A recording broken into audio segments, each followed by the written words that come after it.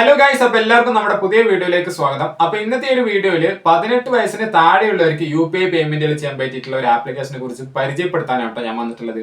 അപ്പൊ ഈ ഒരു ആപ്ലിക്കേഷൻ എന്ന് പറയുന്നത് നമ്മുടെ ഗൂഗിൾ പേ, ഫോൺ പേ, പേടിഎം പോലെയുള്ള ഒരു UPI പേയ്മെന്റ് ആപ്ലിക്കേഷൻ തന്നെയാണ്. പക്ഷേ ഈ ഗൂഗിൾ പേയിലും ഫോൺ പേയിലും പേടിഎമ്മിലൊക്കെ പേയ്മെന്റ് സെൻഡ് ചെയ്യാനും പേയ്മെന്റ് റിസീവ് ചെയ്യാനും നമ്മുടെ ബാങ്ക് അക്കൗണ്ട് ആഡ് ചെയ്യണം.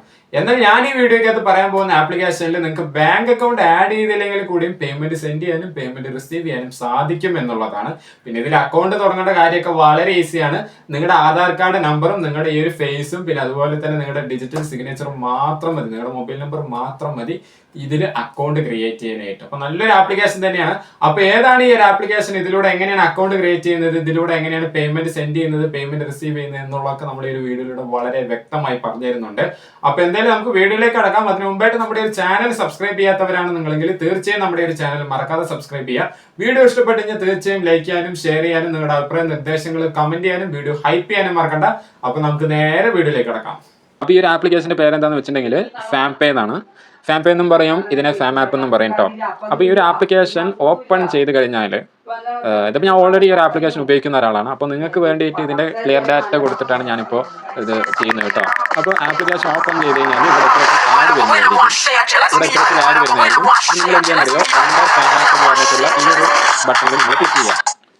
അപ്പോൾ ക്ലിക്ക് ചെയ്ത് കഴിഞ്ഞാൽ ഇവിടെ നിങ്ങളുടെ മൊബൈൽ നമ്പറും കാര്യങ്ങളൊക്കെ എൻ്റർ ചെയ്യാനുള്ള പേജ് ആയിരിക്കും വരുന്നുണ്ടാവുക. അപ്പോൾ ഇവിടെ നിങ്ങൾ കൃത്യമായിട്ട് നിങ്ങളുടെ മൊബൈൽ നമ്പർ എൻ്റർ ചെയ്യുക കേട്ടോ. അപ്പോൾ മൊബൈൽ നമ്പർ കറക്റ്റായിട്ട് എൻ്റർ ചെയ്തതിന് ശേഷം ഈ ആരോ മാർക്കിൽ ക്ലിക്ക് ചെയ്യുക. അപ്പോൾ ഇവിടെ ഇത്തരത്തിൽ let's verify your phone number എന്ന് പറഞ്ഞിട്ട് ഒരു പേജ് വരുന്നതായിരിക്കും. അപ്പോൾ ഇവിടെ നിങ്ങൾ എന്ത് ചെയ്യാൻ അറിയോ, വെരിഫൈ വി SMS എന്ന് പറഞ്ഞിട്ടുള്ള ഈ ഒരു ഓപ്ഷനിൽ ക്ലിക്ക് ചെയ്യുക. അപ്പോൾ ഇതിൽ ക്ലിക്ക് ചെയ്ത് കഴിഞ്ഞാൽ ഇവിടെ allow Farm app to make and manage phone calls എന്ന് പറഞ്ഞിട്ട് ഒരു പോപ്പപ്പ് വരുന്നതായിരിക്കും. ഇതിൽ അലോ കൊടുക്കുക. അലോ കൊടുത്തതിന് ശേഷം വീണ്ടും ഇതേപോലെ ഒരു പോപ്പപ്പ് വരുന്നതായിരിക്കും. Allow Farm app to send and view SMS messages എന്ന് പറഞ്ഞിട്ട് അതും അലോ കൊടുക്കുക. അലോ കൊടുത്തു കഴിഞ്ഞാൽ sending SMS to verify number എന്ന് പറഞ്ഞിട്ട് വരുന്നതായിരിക്കും. ഇപ്പോൾ വെരിഫൈങ് SMS വിത്ത് സെർവർ എന്ന് പറഞ്ഞിട്ട് വരുന്നതായിരിക്കും. അത് വേറൊന്നുമല്ല, നമ്മുടെ ഈ ഒരു മൊബൈലിൻ്റെ ഈ ഒരു SMS ആപ്പിൽ നിന്നും ഒരു മെസ്സേജ് ഇവരുടെ സെർവറിലേക്ക് പോയിക്കൊണ്ടിരിക്കുകയാണ്. അങ്ങനെയാണ് ഇത് വെരിഫൈ ആവുന്നത്. നമ്മുടെ ഗൂഗിൾ പേയിൽ നമ്മൾ ബാങ്ക് അക്കൗണ്ട് ഒക്കെ ആഡ് ചെയ്യുന്ന സമയത്ത് SMS പോവുമല്ലോ, SMS വെരിഫൈ ചെയ്യാൻ പോവുമല്ലോ.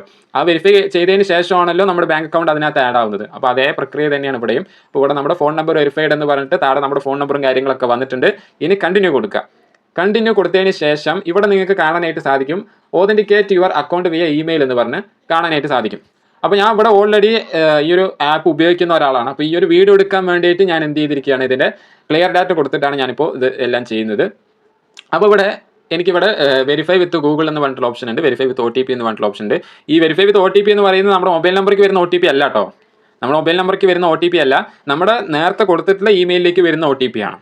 ഓക്കെ, അപ്പോൾ ഞാനിവിടെ വെരിഫൈ വിത്ത് ഗൂഗിൾ എന്ന് പറഞ്ഞിട്ടുള്ള ഈ ഒരു സംഗതിയിൽ ക്ലിക്ക് ചെയ്യുന്നു. അപ്പോൾ ഇവിടെ എൻ്റെ അക്കൗണ്ടുകളും കാര്യങ്ങളൊക്കെ വന്നിട്ടുണ്ട്, എൻ്റെ നിലവിലുള്ള ഗൂഗിൾ അക്കൗണ്ടുകളും കാര്യങ്ങളൊക്കെ വന്നിട്ടുണ്ട്. അപ്പോൾ ഞാനിവിടെ എൻ്റെ ഗൂഗിൾ അക്കൗണ്ട് ഇതിൽ സെലക്ട് ചെയ്യുന്നു. ഞാൻ ഓൾറെഡി സൈൻ ഇൻ ചെയ്തിട്ടുള്ള ഈ ഒരു ആപ്ലിക്കേഷനിൽ ഞാൻ ഓൾറെഡി ഉപയോഗിച്ചിട്ടുള്ള ഗൂഗിൾ അക്കൗണ്ട് ഞാൻ ഇവിടെ സെലക്ട് ചെയ്യുന്നു.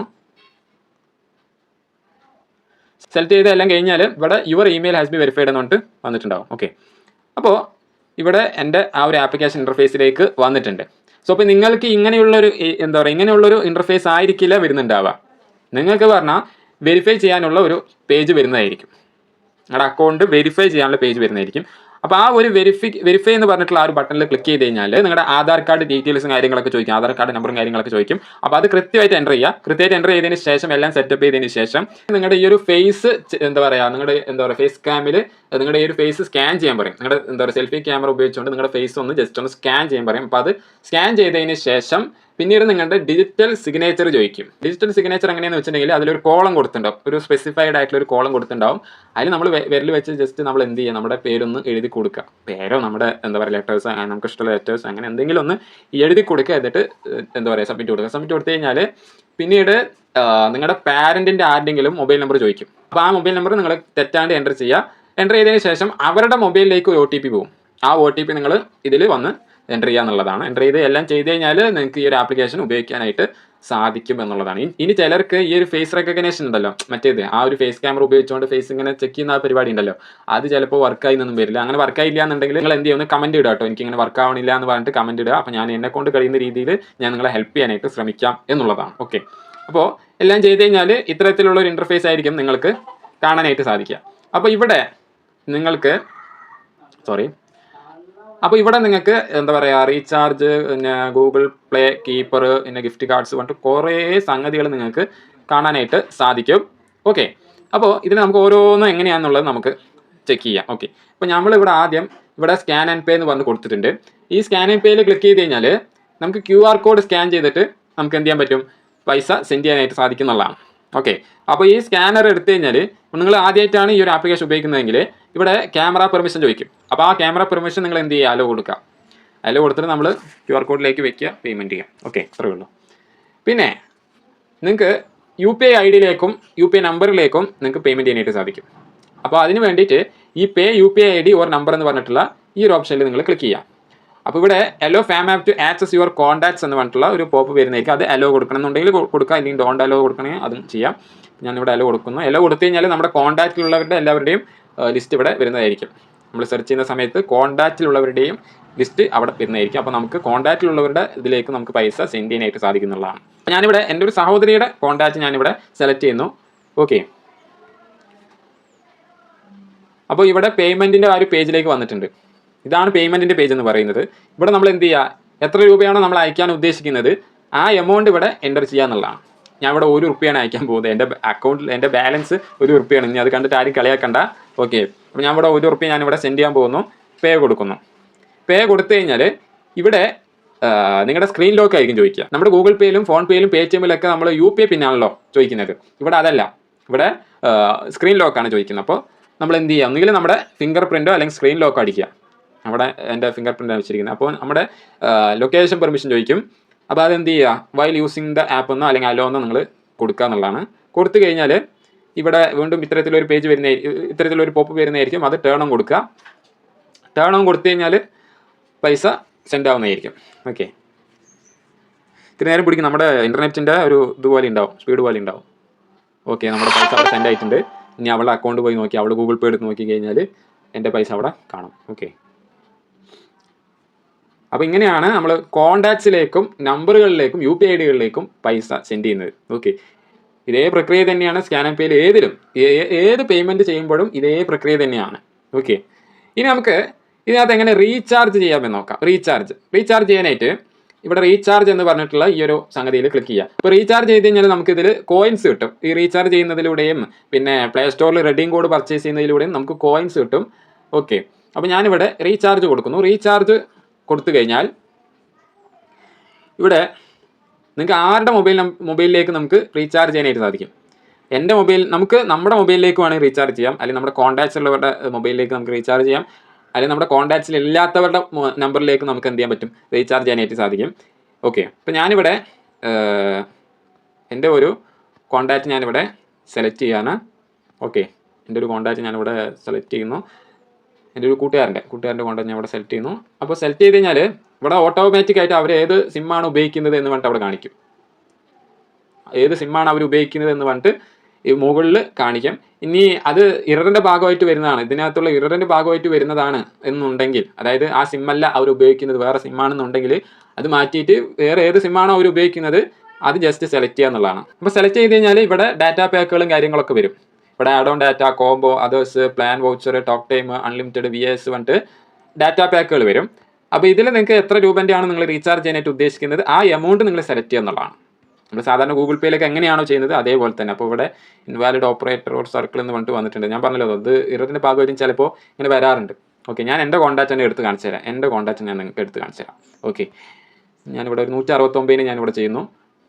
അപ്പോഴും ഇൻവാലിഡ് ഓപ്പറേറ്റർ എന്ന് പറഞ്ഞിട്ട് കാണിക്കുന്നത് ഇത് ഇററിൻ്റെ ഭാഗമായിട്ട് വരും. ഞാനിപ്പോൾ VA ഉപയോഗിക്കുന്നു. സോറി, അത് മാറ്റാൻ പറഞ്ഞു. VA ഞാനിപ്പോൾ ഉപയോഗിക്കുന്നത്. നേരത്തെ ഞാൻ VA ആയിരുന്നു. ഇപ്പോൾ അത് മാറ്റിയിട്ട് ഞാൻ എയർടെല്ലിലേക്ക് വന്നു. എയർടെല്ലിലേക്ക് ഞാൻ പോർട്ട് ചെയ്തു. പക്ഷേ സംഗതി ഇപ്പോഴും ഇതിനകത്ത് VA ആണ് കാണിക്കുന്നത്. ഓക്കെ, അപ്പോൾ ഞാൻ VA മാറ്റിയിട്ട് എയർടെൽ കൊടുക്കുന്നു. എയർടെൽ കൊടുത്തു കഴിഞ്ഞാൽ ഏത് സർക്കിളാണെന്ന് അവർ ചോദിക്കുന്നുണ്ട്. അപ്പോൾ ഞാൻ കേരള കൊടുക്കുന്നു. കേരള കൊടുത്തു കഴിഞ്ഞാൽ അതിനനുസരിച്ചുള്ള പാക്കുകൾ വരും. ഓക്കെ, അപ്പോൾ ഞാനിവിടെ 195 ഞാനിവിടെ സെലക്ട് ചെയ്യുന്നു. സെലക്ട് ചെയ്ത് കഴിഞ്ഞാൽ ഓക്കെ അത് വന്നിട്ടുണ്ട്, പേയ്മെൻറ്റിൻ്റെ പേജ് വന്നിട്ടുണ്ട്. ഇപ്പോൾ ഇവിടെ നിങ്ങൾക്ക് കാണാനായിട്ട് സാധിക്കും എൻ്റെ റീചാർജ് എമൗണ്ട് എന്ന് പറയുന്നത് കാണിച്ചു തരാം. റീചാർജ് എമൗണ്ട് എന്ന് പറയുന്നത് 195 രൂപയാണ്. പക്ഷേ ഇതിനകത്തുള്ള കൺവീനിയൻസ് ഫീസായിട്ട് പിടിക്കുന്നത് 2 രൂപ.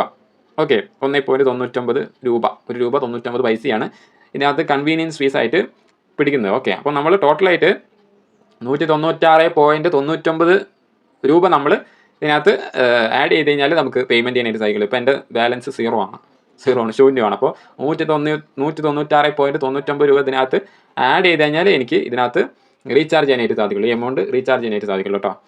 അപ്പോൾ എന്തായാലും നല്ലൊരു ആപ്ലിക്കേഷൻ തന്നെയാണ്. ഓക്കെ, അപ്പോൾ ഇങ്ങനെയാണ് ഇതിനകത്ത് റീചാർജ് ചെയ്യുന്നത് എന്നുള്ളത് നിങ്ങൾ മനസ്സിലാക്കുക. ഇനി പ്ലേ സ്റ്റോർ വഴി എങ്ങനെയാണ് ഇതിനകത്ത് റെഡീം കോഡ് പർച്ചേസ് ചെയ്യുന്നത് ഞാൻ കാണിച്ചു തരാം. റെഡീം കോഡ് പർച്ചേസ് ചെയ്യാനായിട്ട് ഈ ഗൂഗിൾ പ്ലേ എന്ന് പറഞ്ഞിട്ടുള്ള ഈ ഒരു ഓപ്ഷനിൽ ക്ലിക്ക് ചെയ്യാം. ഓക്കെ, ഗൂഗിൾ പ്ലേയിൽ ക്ലിക്ക് ചെയ്ത് കഴിഞ്ഞാൽ ഇതാ ഇവിടെ നമുക്ക് റീചാർജ് കോഡ് പർച്ചേസ് ചെയ്യാനുള്ള പേജ് വന്നിട്ടുണ്ട്. അപ്പോൾ ഇവിടെ നമുക്ക് 10 രൂപ മുതൽ എത്ര 20,000 അത്ര എമൗണ്ട് വരെ നമുക്ക് എന്ത് ചെയ്യാൻ പറ്റും, റീചാർജ് കോഡ് പർച്ചേസ് ചെയ്യാൻ പറ്റും. ഓക്കെ, 10 രൂപ മുതലാണ് സ്റ്റാർട്ടിങ്. ഞാനിവിടെ 10 അടിക്കുന്നു. ഓക്കെ, 10 അടിച്ചിട്ട് നമ്മൾ എന്ത് ചെയ്യുക, ബൈ നൗ കൊടുക്കുക. ബൈ നൗ കൊടുത്തു കഴിഞ്ഞാൽ ഇതിൽ കൺവീനിയൻസ് ഫീസ് ഒന്നും ഇല്ല കേട്ടോ. ഇതിൽ എന്താ പറയുക, റെഡി എമൗണ്ട് തന്നെയാണ്. നമ്മൾ കറക്റ്റ് ആ ഒരു 10 രൂപ തന്നെയാണ് നമ്മൾ ഇതിനകത്ത് അയക്കേണ്ടത്. അല്ലാണ്ട് ഇതിന് കൺവീനിയൻസ് ഫീസ് ഒന്നും വരുന്നില്ല. ഓക്കെ, മറ്റേ റീചാർജ് പോലെ കൺവീനിയൻസ് ഫീസ് ഇതിനകത്ത് വരുന്നില്ല എന്നുള്ളതാണ്. അപ്പോൾ ഇങ്ങനെയാണ് റെഡീം കോഡ് പർച്ചേസ് ചെയ്യുന്നത്. ഓക്കെ, ഇനി നമുക്ക് ഇതിനകത്ത് കീപ്പർ എന്ന് പറഞ്ഞിട്ടുള്ളൊരു സംഗതി ഉണ്ട്. കീപ്പർ അതായത് ഈ വാളറ്റിലുള്ള പൈസ, അതിപ്പോൾ എൻ്റെ ശൂന്യമാണ്, ഈ വാളറ്റിലുള്ള പൈസ നമുക്ക് എന്ത് ചെയ്യാം, കീപ്പറിലേക്ക് മാറ്റാം. എങ്ങനെ ഞാൻ കാണിച്ചു തരാം. അപ്പോൾ അതിനായിട്ട് ഈ കീപ്പർ എന്ന് പറഞ്ഞിട്ടുള്ള ഈ ഒരു ഓപ്ഷനിൽ ക്ലിക്ക് ചെയ്യുക. അത് ഇവിടെയും വന്നിട്ടുണ്ട്, അടിയിലുണ്ട്. ഞാനിവിടെ കീപ്പർ ഇതിൽ ക്ലിക്ക് ചെയ്യുന്നു.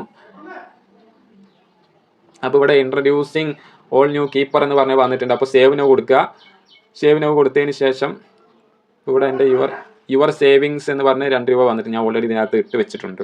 ഓക്കെ, അപ്പോൾ ഞാനിവിടെ സേവ് നൗ കൊടുക്കുന്നു. സേവ് നൗ കൊടുത്തതിന് ശേഷം എത്ര രൂപയാണ് നമ്മൾ സേവ് ചെയ്യാനായിട്ട് ഉദ്ദേശിക്കുന്നത് അത് നമ്മൾ എൻ്റർ ചെയ്യുക, എന്നിട്ട് സേവ് കൊടുക്കുക. ഓക്കെ, എന്താണ് add 492 to earn Farm cash daily. Add വേണ്ട, ആഡ് 1 കൊടുക്കുക. അതിപ്പോൾ പുതിയ അപ്ഡേറ്റ് എന്തോ വന്നിട്ടുണ്ട്, അതാണ്. അപ്പോൾ ഞാനിവിടെ ആഡ് 1 കൊടുക്കുന്നു. എനിക്കറിയാം ഇതിനകത്ത് പൈസ ഒന്നുമില്ല, എൻ്റെ എന്താ പറയുക ബാലൻസ് ഒന്നുമില്ല, 0 ആണ്. അപ്പോൾ ഇങ്ങനെയാണ് കീപ്പറിനകത്തേക്ക് നമ്മൾ പൈസ ആഡ് ചെയ്യുന്നത്. ഇതിനകത്തുള്ള പൈസ ആഡ് ചെയ്യുന്നത് ഇങ്ങനെയാണ്. ഇനി നമുക്ക് ഡിജി ഗോൾഡ് എന്ന് പറഞ്ഞിട്ടുള്ള ഒരു സംഗതി ഉണ്ട്. അതായത് നമ്മുടെ ഈ വാളറ്റിനകത്തുള്ള പൈസ നമുക്ക് എന്താ പറയുക ഇൻവെസ്റ്റ് ചെയ്തുകൊണ്ട് ഡിജിറ്റൽ ഗോൾഡ് പർച്ചേസ് ചെയ്യാനായിട്ട് സാധിക്കും. ഈ ഡിജിറ്റൽ ഗോൾഡ് പർച്ചേസ് ചെയ്ത് കഴിഞ്ഞാൽ പിന്നെ നമുക്ക് എന്തെങ്കിലും ആവശ്യം വരികയാണെന്നുണ്ടെങ്കിൽ, ആ പൈസയ്ക്ക് എന്തെങ്കിലും ആവശ്യം വരികയാണെന്നുണ്ടെങ്കിൽ ആ ഡിജിറ്റൽ ഗോൾഡ് നമുക്ക് സെല്ല് ചെയ്തുകൊണ്ട് നമ്മൾ എത്ര രൂപയ്ക്കാണ് നമ്മൾ മേടിച്ചത് ആ രൂപ നമുക്ക് തിരിച്ച് നമ്മുടെ വാളറ്റിലേക്ക് കയറുന്നുള്ളതാണ്. അപ്പോൾ ഗൂഗിൾ പേയിലും ഫോൺ പേയിലൊക്കെ ഉണ്ട് തോന്നി ഈ ഒരു സംഗതി. ഓക്കെ, അപ്പോൾ അതേ പ്രക്രിയ തന്നെയാണ് ഇവിടെ 16.25 രൂപയാണ് മില്ലിഗ്രാം ഗോൾഡിന് വരുന്നത്. ഇത് എന്താ പറയുക വിർച്വൽ ഗോൾഡാണേ. അപ്പോൾ 16.25 രൂപയാണ് മില്ലിഗ്രാമിന് ഇതിന് വരുന്നത്. ഓക്കെ, അപ്പോൾ ഇതാണ് ഡിജിറ്റൽ ഗോൾഡ്, ഡിജി ഗോൾഡ്. ഇനി നമുക്ക് ഇതിനകത്ത് എങ്ങനെ കറണ്ട് ബില്ല് അടയ്ക്കാമെന്ന് നോക്കാം. കറണ്ട് ബില്ല്, അപ്പോൾ അതിന് വേണ്ടിയിട്ട് ഈ ഇലക്ട്രിസിറ്റി എന്ന് പറഞ്ഞിട്ടുള്ള ഈ ഒരു ഓപ്ഷനിൽ ക്ലിക്ക് ചെയ്യുക. ഒരു ഓപ്ഷനിൽ ക്ലിക്ക് ചെയ്തതിന് ശേഷം ഇവിടെ എൻ്റെ യുവർ ബിൽസ് എന്ന് പറഞ്ഞിട്ട് വന്നിട്ടുണ്ട്. അതൊക്കെ വെറുതെയാണ് കേട്ടോ. ഇതൊക്കെ SCBL കണ്ടൊക്കെ ഇതൊക്കെ കാണിക്കുന്ന വെറുതെയാണ്. അതിന് ജസ്റ്റ് നമ്പറൊന്നും അടിച്ചുകൊടുത്തൊന്ന് ഇതാക്കിയതാണ്. ഇത് പിന്നെ ഒറിജിനലാണ് കേട്ടോ. എൻ്റെ വീട്ടിലത്തെ കറണ്ട് ബില്ലിനകത്തുള്ള കൺസ്യൂമർ നമ്പർ അടിച്ചുകൊടുത്ത് പോകുന്നതാണ്.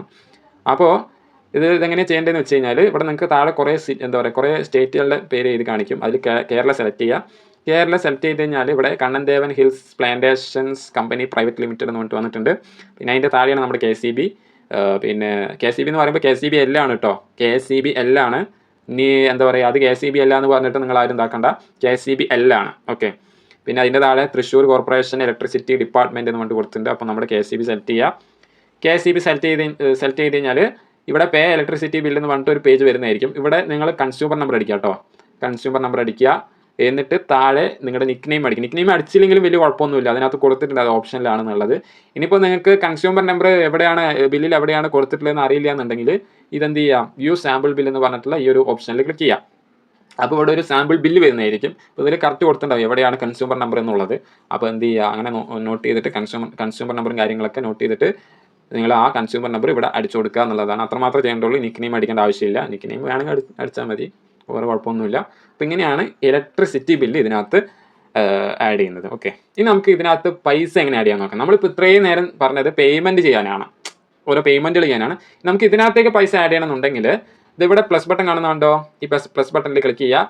പ്ലസ് ബട്ടണിൽ ക്ലിക്ക് ചെയ്തതിന് ശേഷം ഇവിടെ നിങ്ങൾക്ക് എത്ര രൂപയാണോ ആഡ് ചെയ്യേണ്ടത് ആ പൈസ ഇവിടെ എൻ്റർ ചെയ്യുക. എൻ്റർ ചെയ്തതിന് ശേഷം ആഡ് മണി കൊടുക്കുക. ഇവിടെ നിങ്ങൾക്ക് show QR and receive money എന്ന് പറഞ്ഞിട്ടുള്ള ഓപ്ഷൻ വന്നിട്ടുണ്ട്. പിന്നെ അതിൻ്റെ താഴെ റിസീവ് ചെയ്യുക UPI ID എന്ന് പറഞ്ഞ് കൊടുത്തിട്ടുണ്ട്. അതിൻ്റെ താഴെ കൊടുത്തിട്ടുള്ളതാണ് നിങ്ങളുടെ UPI ID. അത് കോപ്പി ചെയ്യണമെന്നുണ്ടെങ്കിൽ ഇതിൽ ക്ലിക്ക് ചെയ്യുക, കോപ്പി ആവും. പിന്നെ ലിങ്ക്ഡ് ബാങ്ക് അക്കൗണ്ട് ഞാൻ പറഞ്ഞല്ലോ, ഇതിനകത്ത് നമ്മുടെ ബാങ്ക് അക്കൗണ്ട് ലിങ്ക് ചെയ്തിട്ടുണ്ടെങ്കിൽ ആ ബാങ്ക് അക്കൗണ്ടിൽ നിന്ന് നമുക്ക് ഇതിനകത്തേക്ക് പൈസ ആഡ് ചെയ്യാൻ പറ്റും. പിന്നെ ആഡ് പേയ്മെന്റ് മെത്തേഡ് നമുക്ക് ഡെബിറ്റ് കാർഡ് വഴിയും ക്രെഡിറ്റ് കാർഡ് വഴിയും അതിനകത്ത് നമ്മുടെ ATM-നകത്തുള്ള പൈസ വരെ ഇതിനകത്ത് ആഡ് ചെയ്യാനായിട്ട് സാധിക്കുന്നുള്ളതാണ്. അപ്പോൾ ഞാനിവിടെ show QR code and receive money കൊടുക്കുന്നു. അപ്പോൾ ഇവിടെ നമുക്കൊരു QR കോഡ് വരുന്നതായിരിക്കും. ഈ QR കോഡ് സ്കാൻ ചെയ്ത് കഴിഞ്ഞാൽ ആ പൈസ നമ്മൾ എത്ര രൂപയാണോ ആഡ് ചെയ്യാനായിട്ട് ഉദ്ദേശിക്കുന്നത്, എത്ര രൂപയാണ് നമ്മൾ ഇതിനകത്ത് എൻ്റർ ചെയ്തിരിക്കുന്നത്, ആ പൈസ ഇത് അയക്കുന്ന വ്യക്തിക്ക് ഇതിനകത്തേക്ക് അയക്കാൻ പറ്റുന്നതാണ്. ഓക്കെ, നമുക്കിത് ഷെയർ ചെയ്യണമെന്നുണ്ടെങ്കിൽ എവിടേക്ക് വേണമെങ്കിൽ ഷെയർ ചെയ്യാം. വാട്സപ്പിലേക്കോ ഇൻസ്റ്റാഗ്രാമിലേക്കോ എപ്പോഴൊക്കെ വേണമെങ്കിൽ നമുക്ക് ഈ QR കോഡ് ഷെയർ ചെയ്യാം എന്നുള്ളതാണ്. ഇത് നമുക്ക് സ്ക്രീൻഷോട്ട് എടുക്കാം. ഓക്കെ, അപ്പോൾ ഇങ്ങനെയാണ്. പിന്നെ add A debit credit card, അതായത് ക്രെഡിറ്റ് കാർഡ് ആഡ് ചെയ്തിട്ടും ഡെബിറ്റ് കാർഡ് ആഡ് ചെയ്തിട്ടും നമുക്ക് എന്ത് ചെയ്യാൻ പറ്റും, ATM-ലുള്ള പൈസ നമുക്ക് ഇതിനകത്തേക്ക് വരുത്താനായിട്ട് സാധിക്കുന്നുള്ളതാണ്. അതിന് വേണ്ടിയിട്ട് add A debit or credit card എന്ന് പറഞ്ഞിട്ടുള്ള ഈ ഒരു ഓപ്ഷനിൽ ക്ലിക്ക് ചെയ്യുക എന്നുള്ളതാണ്. അപ്പോൾ ക്ലിക്ക് ചെയ്ത് കഴിഞ്ഞാൽ ഇവിടെ കാർഡ് നമ്പർ ചോദിക്കും, നമ്മുടെ ATM കാർഡ് നമ്പർ ഇവിടെ ചോദിക്കും. പിന്നെ നമ്മുടെ ATM കാർഡിനകത്തുള്ള നമ്മുടെ പേര് ചോദിക്കും. പിന്നെ എക്സ്പയറിയും CVVയും ചോദിക്കും. ഓക്കെ, എക്സ്പയറിയും CVVയും ഒക്കെ ചോദിക്കും. അപ്പോൾ ഇത്രയും ഡീറ്റെയിൽസ് കറക്റ്റ് എൻ്റർ ചെയ്തതിന് ശേഷം എന്ത് ചെയ്യുക, അത് കൊടുക്കുക എന്നുള്ളതാണ്. ഇനി ഇവിടെ നിങ്ങളുടെ കീബോർഡിനകത്ത് ഒരു ഓപ്ഷൻ വരുന്നതായിട്ട് കാണാനായിട്ട് സാധിക്കും. ഓക്കെ, അപ്പോൾ ഇവിടെ സ്കാൻ ന്യൂ കാർഡ് എന്ന് പറഞ്ഞിട്ടുള്ള ഒരു ഓപ്ഷൻ വരുന്നതായിട്ട് കാണാനായിട്ട് സാധിക്കും. അപ്പോൾ അതിൽ എന്ത് ചെയ്യുക, സ്കാൻ ന്യൂ കാർഡ് എന്ന് പറഞ്ഞിട്ടുള്ള ഈ ഒരു ഓപ്ഷനിൽ ക്ലിക്ക് ചെയ്യുക. അപ്പോൾ കാർഡ് സ്കാൻ ചെയ്യാനുള്ള ഒരു പേജ് വരുന്നതായിരിക്കും. സോ അപ്പോൾ എന്തായാലും നല്ലൊരു ഇൻട്രസ്റ്റിംഗ് ആയിട്ടുള്ള ഒരു ആപ്ലിക്കേഷൻ തന്നെയാണ്. അപ്പോൾ നിങ്ങൾ എന്ത് ചെയ്യുക, ഇത് ഇൻസ്റ്റാൾ ചെയ്തിട്ടില്ല എന്നുണ്ടെങ്കിൽ ഇന്ന് തന്നെ ഇൻസ്റ്റാൾ ചെയ്ത് ഉപയോഗിക്കുക എന്നുള്ളതാണ്. നിങ്ങൾക്ക് എന്തായാലും യൂസ്ഫുൾ ആകും. പിന്നെ ഇത് ഏറ്റവും കൂടുതൽ എപ്പോഴാണ് ഉപകാരപ്പെടുക, നിങ്ങളിപ്പോൾ ഒരു കടയിൽ കയറി ചെന്നിട്ട് ഒരു സാധനം മേടിച്ചു, അപ്പോൾ അതിന്റെ കാശ് നിങ്ങളുടെ കയ്യിലില്ല കൊടുക്കാനായിട്ട്. ഒന്നാമത്തെ നിങ്ങളുടെ കയ്യിൽ ഗൂഗിൾ പേ ഇല്ല, കയ്യിലും ഇല്ല, ഗൂഗിൾ പേ ഇല്ല. അപ്പോൾ നിങ്ങൾ സാധാരണ എന്താ ചെയ്യുക, ആ കടയിലത്തെ ആ ഒരു QR കോഡ് നിങ്ങളുടെ അച്ഛനക്കോ അല്ലെങ്കിൽ നിങ്ങളുടെ അമ്മയ്ക്കോ അല്ലെങ്കിൽ നിങ്ങളുടെ റിലേറ്റീവ്സിലാർക്കെങ്കിലും അല്ലെങ്കിൽ നിങ്ങളുടെ ഫ്രണ്ട്സിലാർക്കെങ്കിലും അല്ലെങ്കിൽ നിങ്ങളുടെ സഹോദരങ്ങൾക്ക് അയച്ചു കൊടുത്തിട്ട് അവരോട് പൈസ സെൻഡ് ചെയ്യാൻ പറയും. സോ പിന്നെ അതിന്റെ ഒരു ആവശ്യമേ ഇല്ല എന്നുള്ളതാണ്. ഓക്കെ, ഇനി അതിന്റെ ഒരു ആവശ്യമേ ഇല്ല.